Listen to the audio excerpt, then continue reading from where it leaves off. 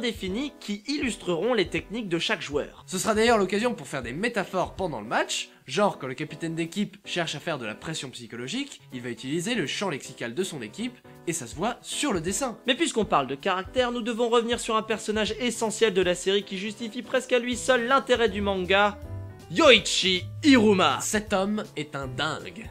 En même temps, c'est le capitaine d'une équipe qui s'appelle les démons. Son visage est démoniaque, les oreilles pointues, les dents pointues, les yeux qui sentent le vice. Pour tout vous dire, lorsque je suis tombé sur l'animé par hasard sur une chaîne de télé, alors que je n'avais pas lu le manga, je croyais que c'était un humain avec des pouvoirs démoniaques ou bien un elfe ou un truc bizarre bien belliqueux. Ce mec a même fait faire une pièce dans le sous-sol de son lycée pour cacher son stock d'armes. Il détient le record de réaction le plus what the fuck du monde. Et il a surtout l'arme la plus horrible du monde. Le cahier à menace. Ça veut rien. Ça c'est nul, vas-y jette. Non, tu jettes pas. C'est mais- de la mais bon, merde, le tu- Death Note. Tu mets à côté, quoi. C'est en fait un cahier avec tous les dossiers compromettants qu'il possède sur les gens, et il s'en sert pour faire du chantage. Mais si le cahier était vide, ce serait pas drôle. Non. Iruma il a des dossiers sur tout le monde. Même sur toi. Oui, on sait ce que tu fais le samedi C'est pas soir. beau, hein. C'est pas On beau ce sait. qu'il y a, là, hein. C'est écrit là. C'est pas beau. hein. Abonné numéro 256. Ah ouais, Oh là là. non.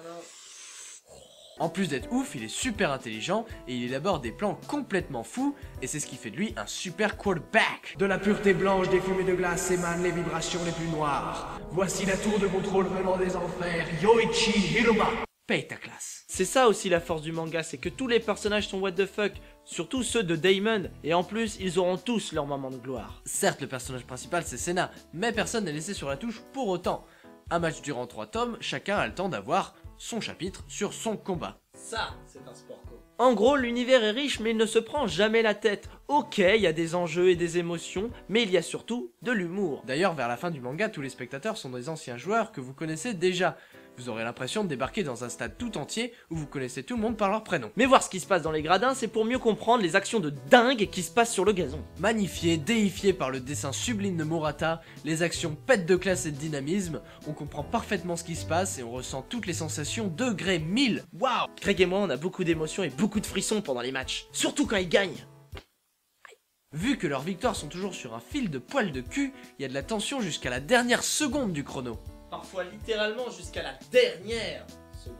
Et oui, le foot américain joue aussi sur les arrêts de jeu, donc même s'il n'y a plus de secondes au compteur, eh bien tu peux quand même marquer un touchdown tant que le ballon n'est pas à terre. Et puis bordel, c'est tellement épique, avec Iruma